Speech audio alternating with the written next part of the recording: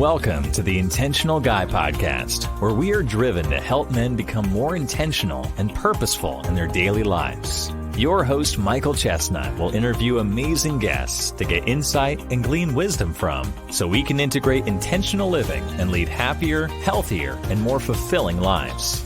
All right, let's get started with the show.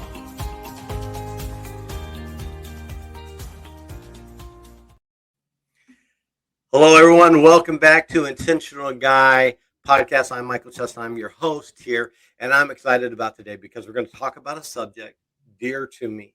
As many of you, as my listeners know, I had a struggle with pornography that really tore down my world. I wrote a book 2 years ago called Expose that tells you the story of what happened and how God had restored me after 15 years. It was a 15-year journey of restoration. But it's also something that's really hard to share sometimes because it has such a stigma. People will look at you differently when you discuss that you have this. And today I'm bringing on here a special guest, J.K Emezi. And I believe I said it right. You did. J.K., thank you for coming on here. I saw J.K. and heard a little bit of his story, and I just wanted to have you on here because I wanted other people to hear this story, because I know that your story and my story are not unique to just us, that there are a lot of men and today women who struggle with this, not to mention, let's get to the demographics of kids and what age they're starting to see pornography at and everything. But I've shared my story on here before. You're actually my first guest who's really hit this subject hard on. Others have talked about their addictions. But, I really just kind of want to lay this over to you and let you introduce yourself and share your story with us and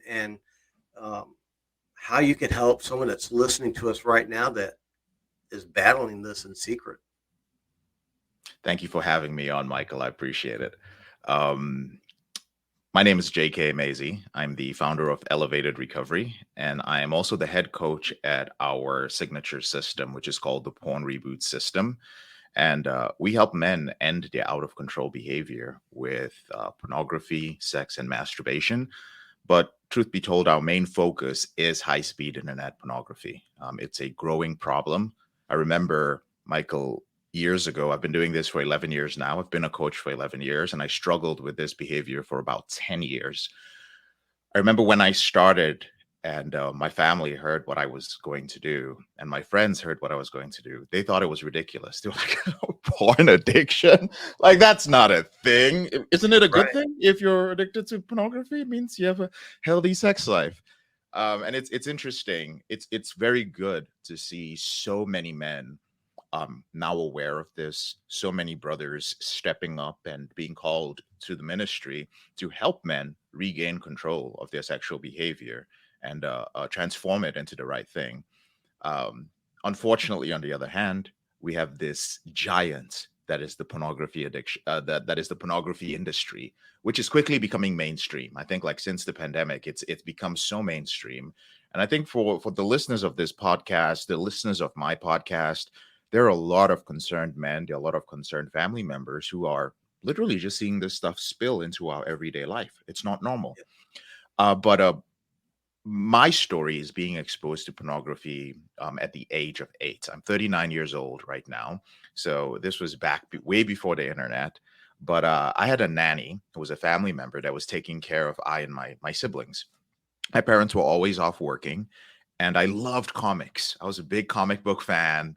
And I saw her reading a comic book one day, and I'd read everything in the house, and she just wouldn't let me read this comic book.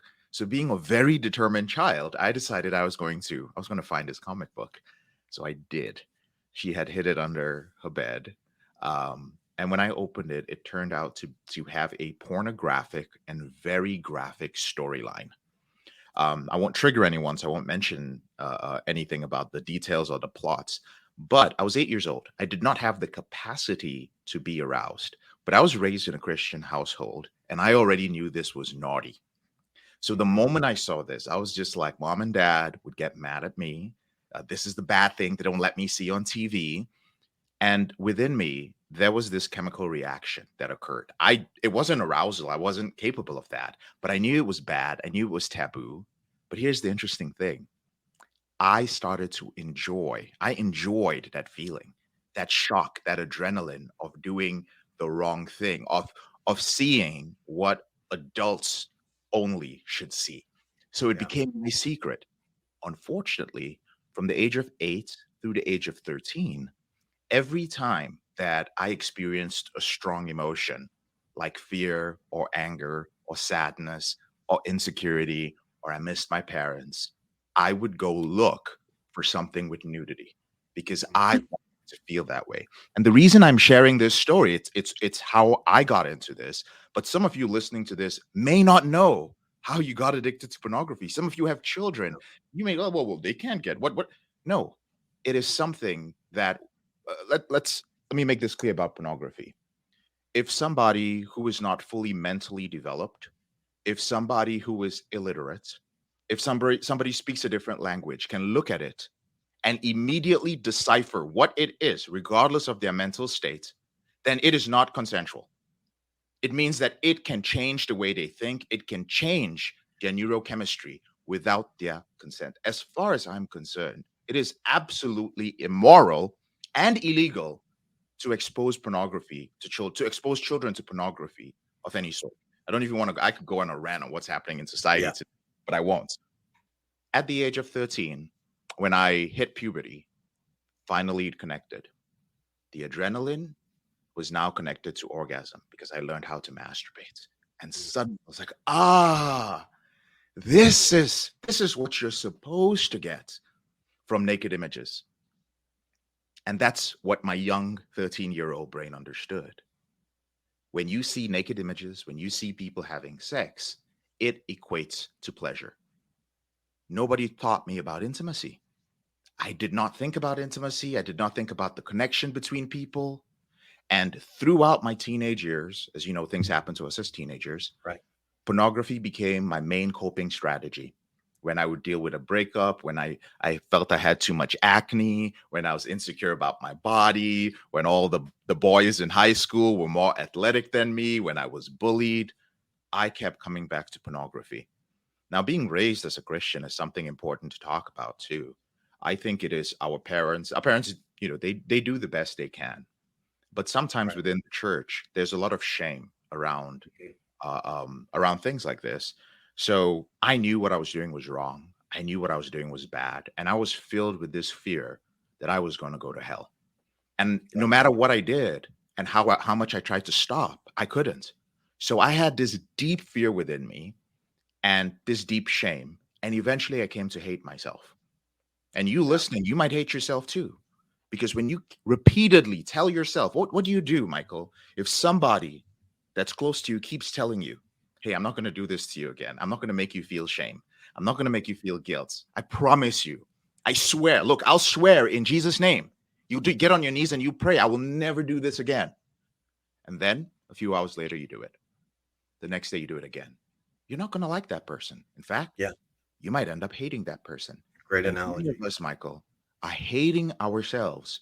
We don't know why we hate ourselves. We don't know why we're living in isolation. We don't know why it's weird for us to be around other people socially. Well, you are uncomfortable with yourself.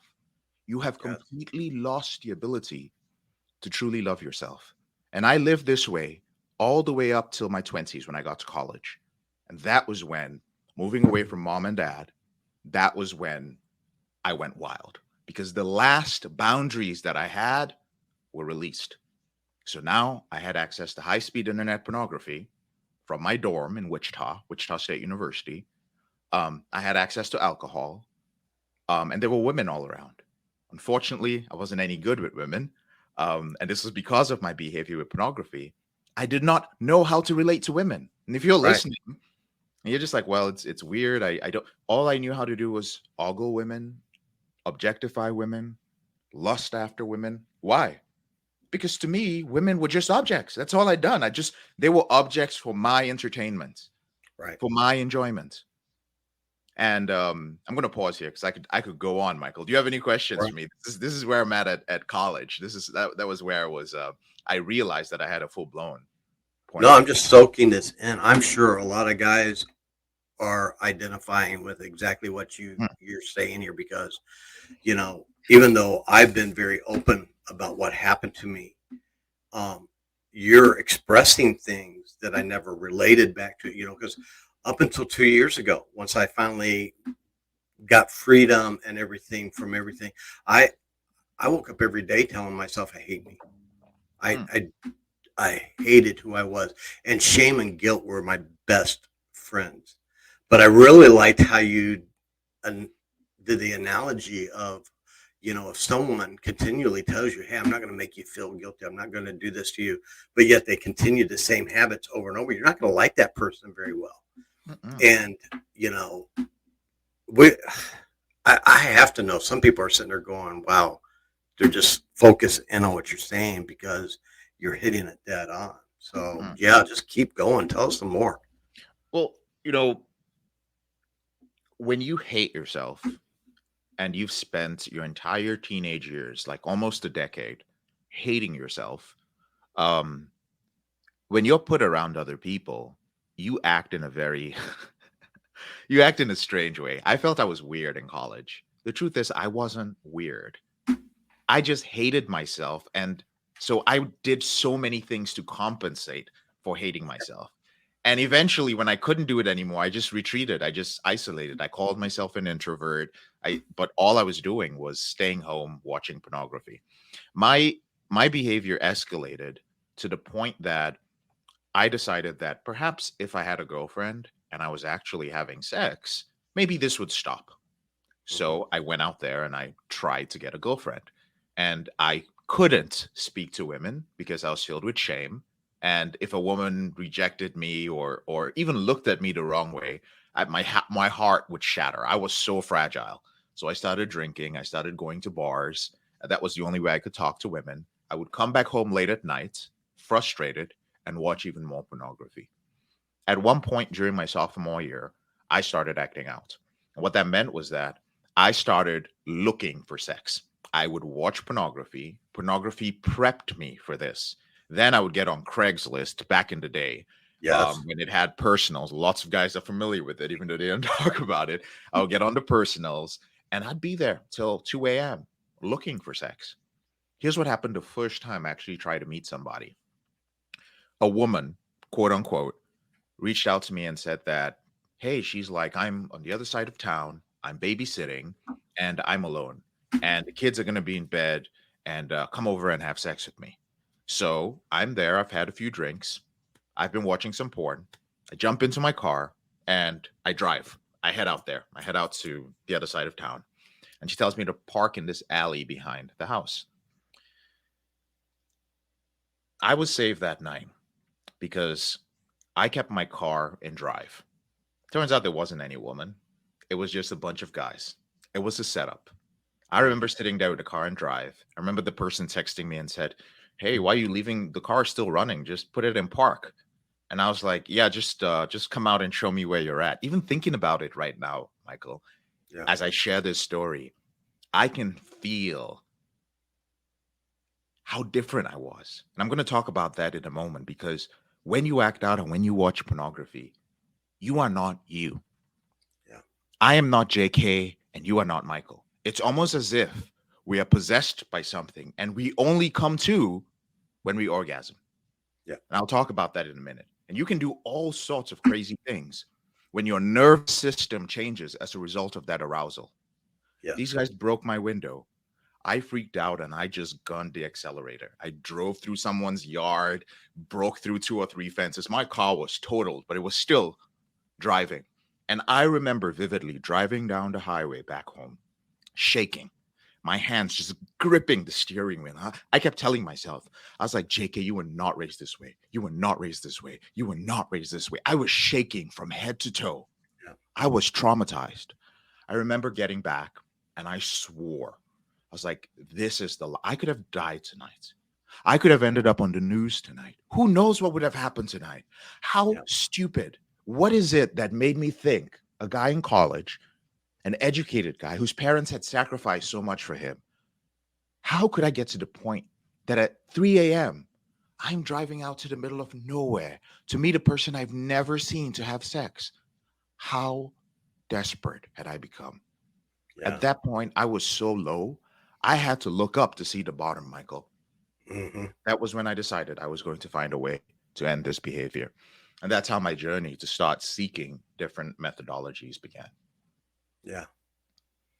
Man, I wish you know, so there's one way that you know if you have a problem is if you find yourself in risky behavior, right? Yep. Right there. That's it. And that was me. And I was right there, like you said, exactly in there. But unfortunately for me, my world had to fall down. You know, I ended up with the FBI at my door over an Yeah, man, you told allegation. me about that. What happened? Like It, it seems it like just what I was afraid of actually happened to you, man. well because you know you're this is back when before Craigslist. Okay. Okay, this is back AOL, Okay. whatever. So Yeah. you're just chatting.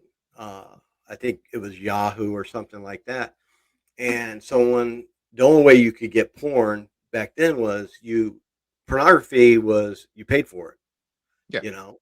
So it's not like a Google search today. This was Yeah. at the start of it. So people would send you pornography that Mm, you would talk, chat, whatever with it.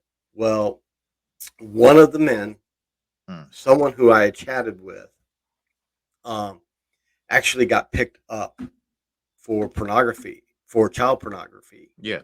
somewhere. And so he made an accusation against me and a few other people that were on there that led the FBI to our door to do a screen on our computers, you know. My God. Although there was nothing there, now the whole world New. opens up because you just had a search warrant served on you. The FBI, let me tell you, the FBI at your door. And you would think that would be rock bottom for me, right? But but like you said, once that adrenaline kicks in and you get on the hunt for that pornography, your mind's gone. And my world fell apart. I lost my family. I lost my job. I lost everything. And I was in such a depression. I wanted to die and all this. But the only thing that ever made me feel good was pornography, Mm. was pornography, you know? And it took me a while, JK, to get to that. I had a desire in my heart, Mm. and I write about it, but it took me a while. It took me. I lost everything, and still was falling even further into pornography. That's the insidious thing about this behavior is that you can lose everything to it. And when it becomes your main coping strategy, you will still go to it. And that's where the self hate and the self loathing really begins because you're now in an abusive relationship with yourself Oh yeah, and you cannot escape you. You cannot. and I Right? pushed God away so many times. I didn't have God to go to. I couldn't pray anymore, so my connection with God was gone. My connection with other people were gone because nobody really. Ooh, the FBI was at his house. Mm, You know, where there's smoke, there must be fire, right? And so, you know, so I I was now isolated, mm. and that's the worst place to be in this thing because then all you got is pornography. That's where I found myself. Oof. That is rough, man. That's rough. Hopeless. That's rough. You know, when I was at that rock bottom place and I started searching for a way to end this behavior, I mean, I tried everything. I tried everything. I even thought about castrating myself at one point. I got so low. I was just like, maybe maybe if I cut it off, I'm going to be good. I went to some really dark, crazy places. I want to commend you, first of all, Michael, for triumphing over that, especially when, you lost everything to it. It takes a lot to come out and speak about it. And when I say it takes a lot to speak about it, I don't mean the courage to speak about it. There are lots of people who have the courage to speak about it. I mean the fact that you're speaking about it, knowing that you are not perfect. Yeah. Yeah. I understand it. Any man who speaks about this or who's written a book, I'm just like, it's not that you wrote the book or you spoke about it. It's that deep down inside, you're not a perfect person. I think it was Dr. Albert Ellis that said, you can recover from any addiction, but you cannot recover from being human. Yes. You know inside that you're imperfect, yet Yeah. you still went out and said, I'm going to share my story, knowing that I am far from perfect, that being healed doesn't mean, like you told me earlier before we started, like I'm not stupid. Just because I have this under control doesn't mean I'm incapable of sinking to those depths. And that's the hard thing, to stand up there and say, like, I can help you end this behavior. I'm going to share my story and inspire you. But y'all, I could be like you at any moment. That's the hard part, man. And the hard part, I told you earlier, but the hard part for my listeners to understand Mm. too is when I found myself in this, I had never seen anybody Mm. through the church or in life ever be restored from where I was. So the possibility of restoration and being free from this, I had no example before me Mm. to show me that. So in essence, I had no hope.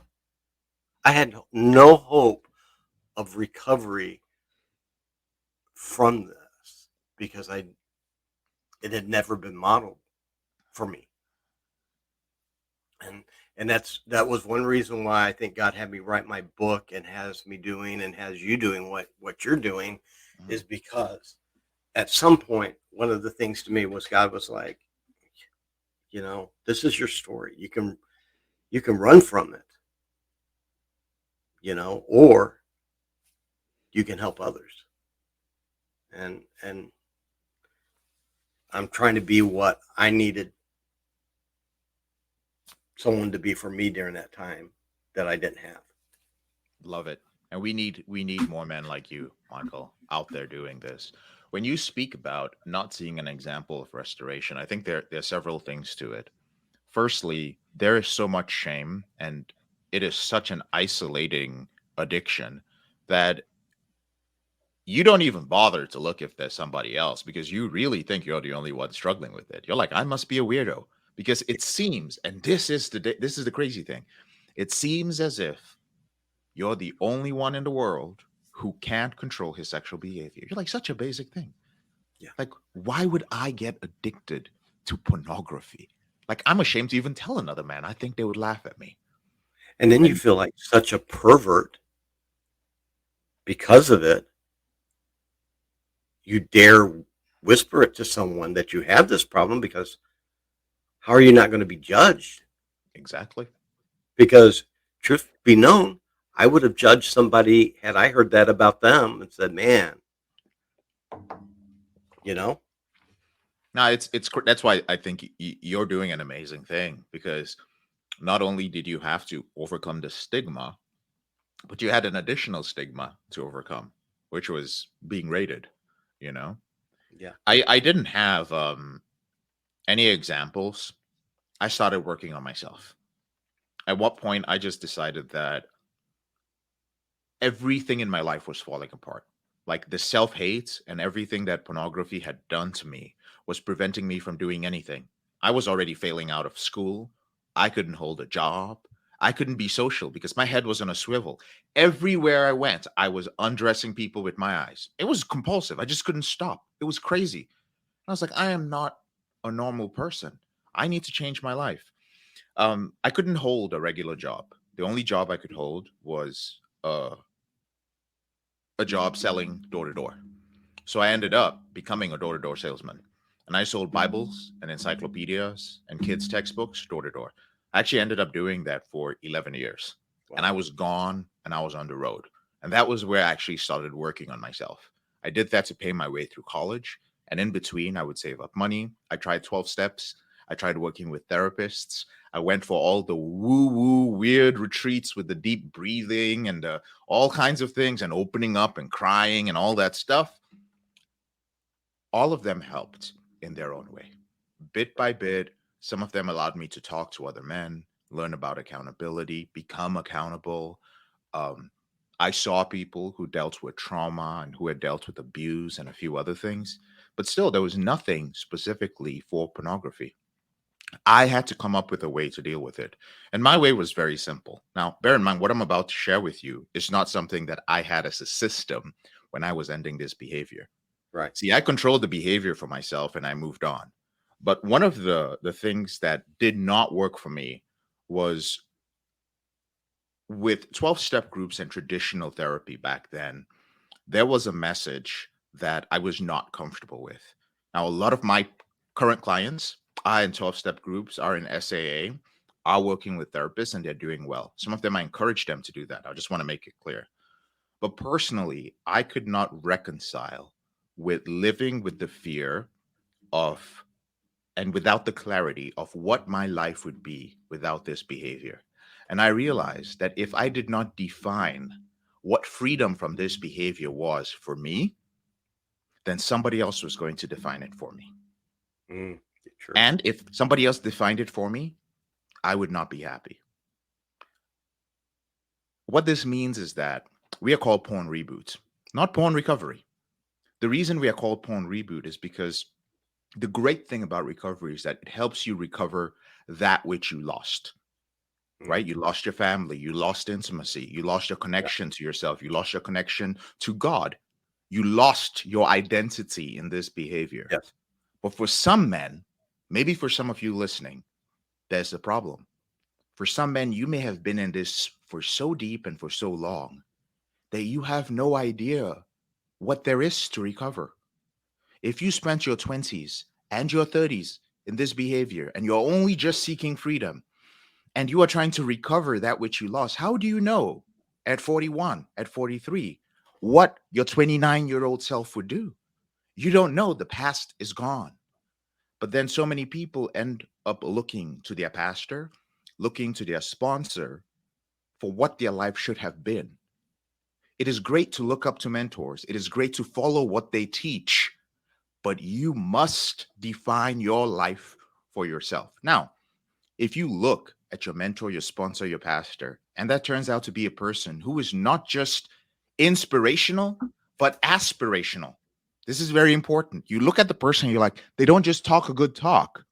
They live the life. I want to have the intimacy he has with his partner. I want to have the relationship he has with his children. I want to have the financial freedom he has. I want to have the self-discipline he has. I want to have the mission he has. Then that's fine. Recovery will work for you. But if you don't have an idea of what to recover, brother, you have to create it for yourself. And that's why we call it rebooting. You can hit the reset button.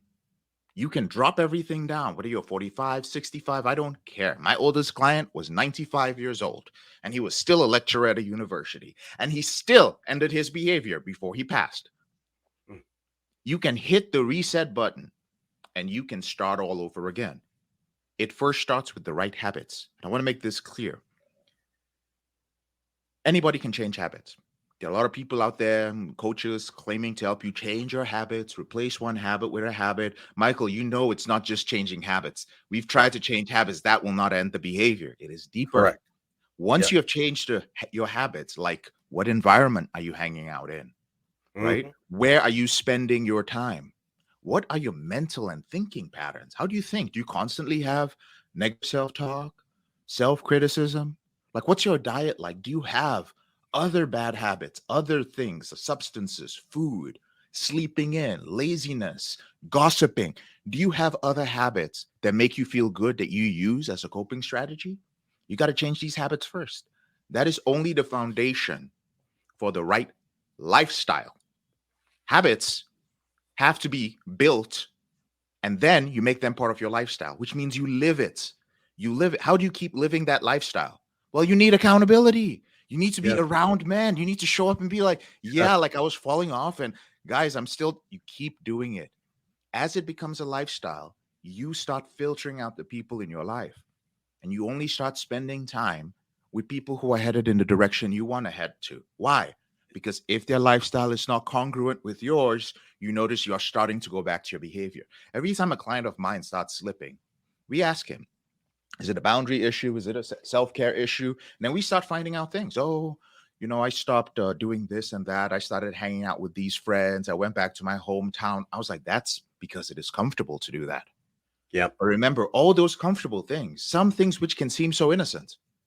Like literally, there's some people, some of you listening, your parents trigger you.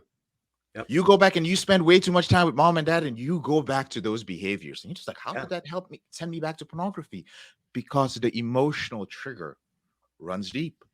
Let it go. Change your lifestyle, but then you're not done. You have to live that lifestyle long enough till your self-image changes.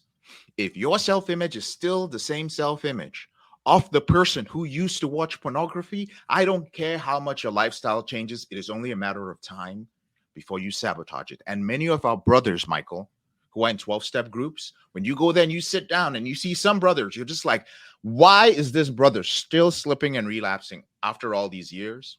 It is because he got stuck in a lifestyle. And it's not his fault. Because there are not many sponsors, there are not many people who understand the self-image part, but they understand the lifestyle part. But they don't know how to take you beyond that. So what do? They tell you that you must use your willpower to stay within this lifestyle. And what I want to tell brothers is that whether you're in a 12-step group, doesn't matter who you're working with, you can make the choice to change your self-image. Why? Because that group you are in, those people you are spending time with, whether you're in a men's group, whatever it may be, as long as you have that accountability, you have the lifestyle part down. Yep. I want you to start looking at, what is my identity? Some men would see a wallet on the road and they would pick it up. And I'm assuming, Michael, you're the type of man who would look in, you'd see like, man, there's a lot of money in here. Who is this person? He must really need it. I need to find him. That's a lot of money. I would be freaking out if I lost it, that amount of money. So you go look for the person. There are some other people who would just pick it up and take the money. But when I ask, well, why would you do something like that, Michael? You'd say, well, that's just the right thing to do. Right. Because your self-image is the self-image of a person who does not take stuff. You don't steal. That is your self-image. It's not, you cannot argue about it. There is no debate. You don't even want to debate about it. I'm like, I don't want to have the conversation with you about why I should have taken money. It's just out of the question. Brothers, what if viewing pornography was just out of the question for you? What if you were stressed and angry and lonely and tired and hungry and whatever it was? And someone was just like, well, why don't you just watch porn and jerk off? You're just like, dude, this is not an option. Like, it's not an option. Can you imagine? Yeah, and I love that you're going to the identity part of it, because a lot of men don't understand. We get to choose our identity. We get to choose and create that identity. I don't have to allow the worst moments in my life define who I am. The problem is we don't want to grow from those worst moments. And so I had to come to a point in my life where, what characteristics do I want? And I wrote them out. I wrote out, what are the characteristics that I want in my life?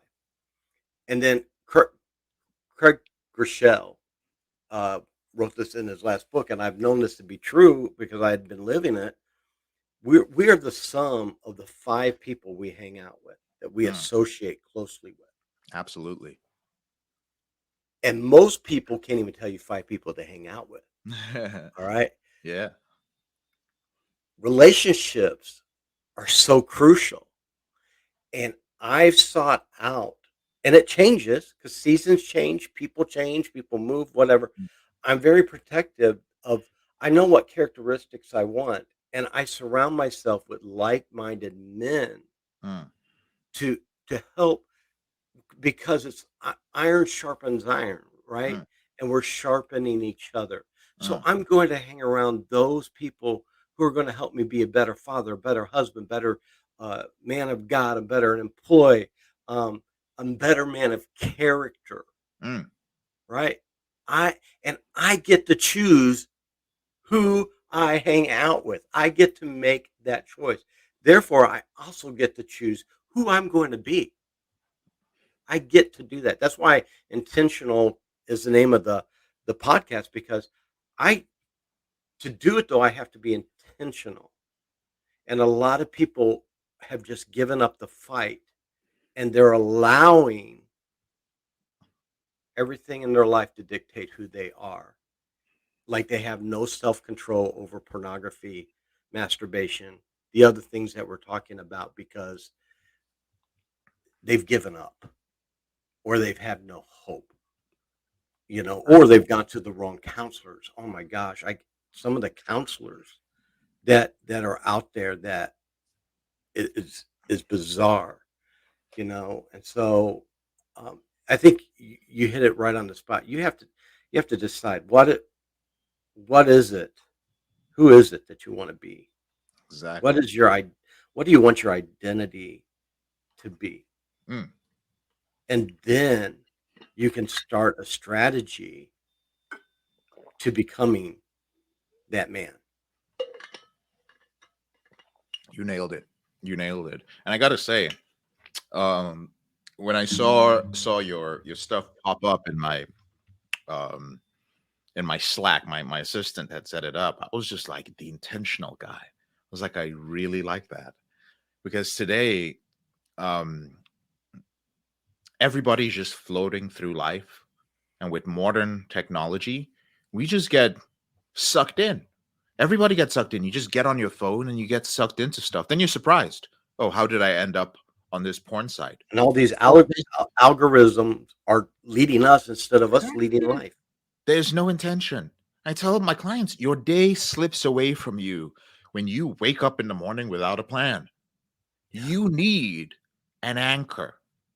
That anchor, whatever it is your lifeline. It's you need a way. It's intention, which saves you from being blown off course.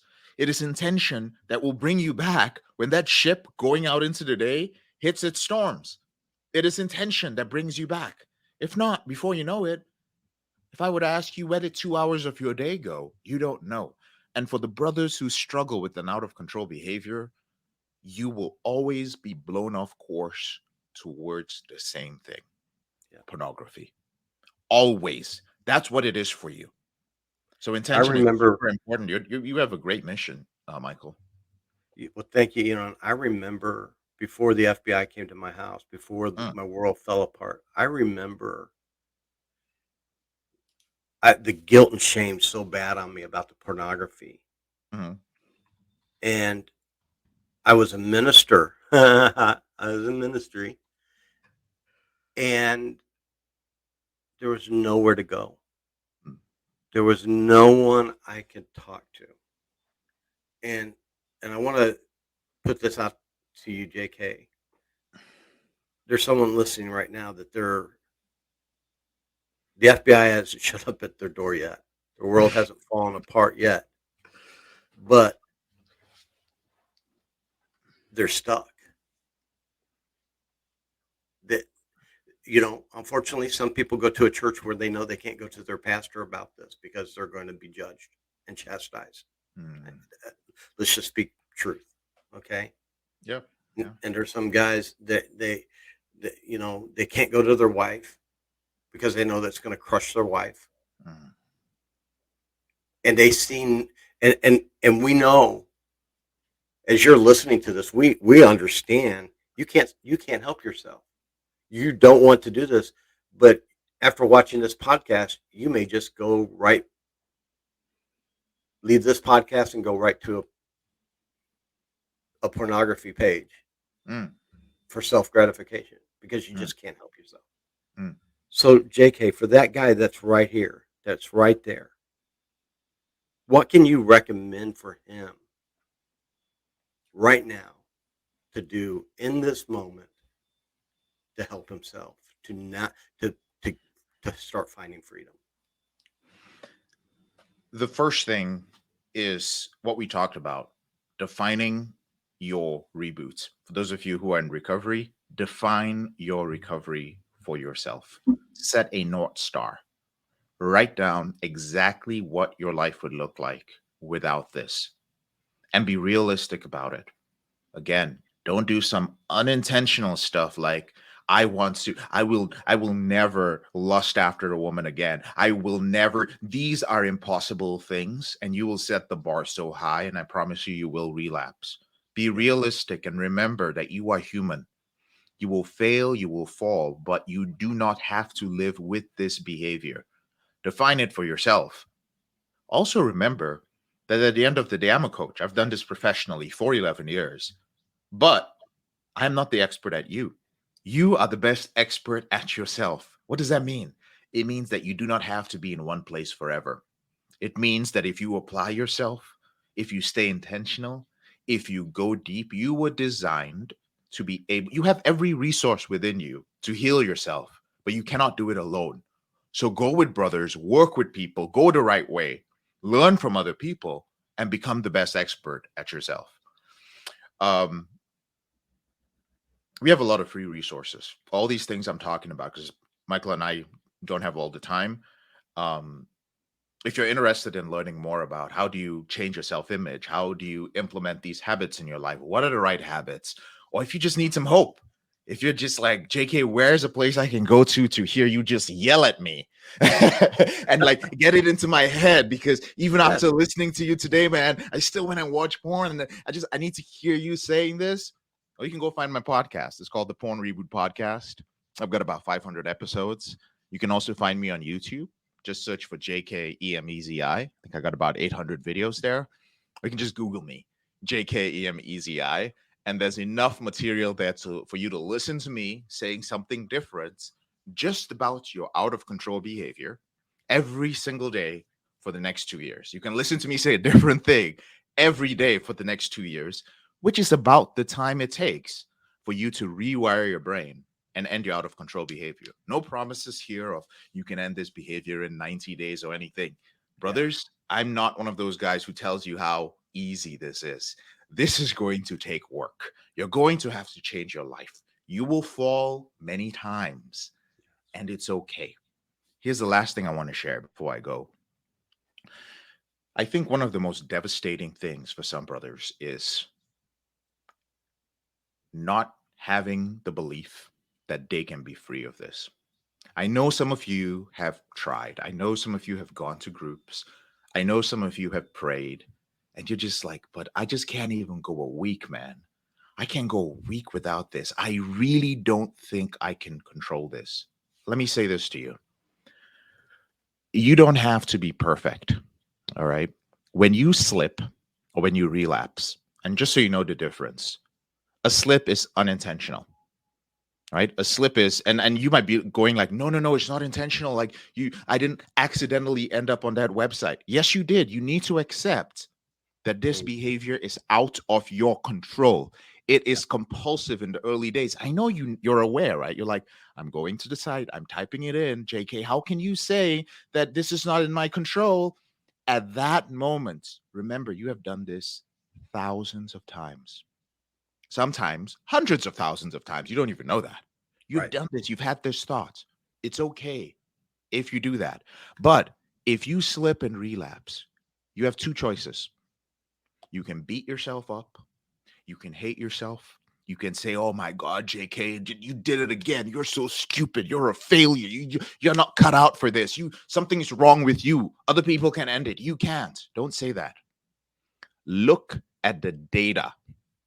Why did you do that? Start training yourself to look at the data. But JK, what do I do about all those feelings? Start being compassionate.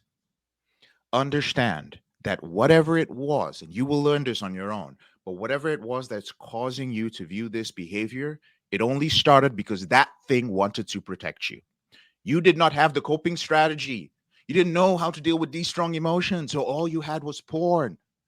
It didn't want to make you suffer. It wanted you. It wanted to protect you, but now it no longer serves you. And it's something that should be your slave that you've allowed to be a master over you. It's still trying to be the master. Yeah. But it has to be under your control. So be gentle, be compassionate. Understand it still wants to say in your life. So when you slip and relapse, be gentle on yourself, but understand why. Was it my self-care? Was I too tired? Was it a boundary I crossed? And write this down. Keep track of it. And over time, you will have absolute clarity. And here's the thing. There are only about maybe 4 or 5 reasons why you end up watching pornography. You'll find out what they are for you. And it's so easy. For some of you, it's just two things or one thing. Some of you know the exact time you engage in this behavior, and all you need is a boundary long enough. And this is how you begin the journey to freedom. By not feeding those negative emotions that come up each time you slip. Stop feeding it. Yeah. And if Michael, I appreciate you having me. I'm out of time though. Hey, thank you, man. I mean, the only way we can fight this is by being intentional. You've got to do it. J.K, thank you so much for being on our show. I hope I can have you back again because this is just so powerful. But thank you. I'll make sure in their descriptions we have everywhere where everybody can go. But it was an honor to have you on our show today. Thank you so much. And to my listeners out there, I want you to know, if this is a struggle for you, contact me. Contact us. Let us know. You're not alone. You're not a pervert. And guess what? God loves you. And there is a way out. There is freedom. And until next time, just keep being intentional. We'll talk to you guys later. Thanks so much for listening to this episode of the Intentional Guy Podcast. We hope you enjoyed the show and got some real value out of it. Tell others what you learned and share the podcast if you think they would benefit from it too. Please follow us on your favorite podcast platform, leave a review, and consider checking out our website, intentionalguy.org, to learn more about us and get in touch. Thanks again, and we'll see you next time.